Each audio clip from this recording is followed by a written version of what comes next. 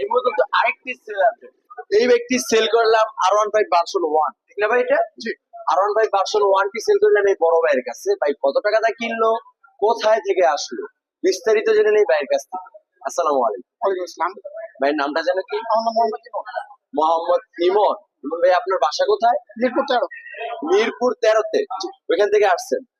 এ ব্যক্তি তো কিনার আগে চালায় দেখছিলেন, অবশ্যই। কিরকম লাগছে ভাই? মোটামুটি ঠিক আছে। ভালো আছে, ফ্রেশ আছে। আলহামদুলিল্লাহ। নাম্বার করা ঢাকা মেট্রো ল, কাগজপত্রগুলো digital number plate. Digital number plate. এটা কাগজপত্রগুলো বুঝে পাইছেন? হ্যাঁ, কাগজপত্র বুঝে পাইছি। সমস্ত কাগজপত্র বুঝে পাইছেন। এটা কত টাকা দিয়ে কিনছেন? 83,000। 83,000 টাকা দিয়ে।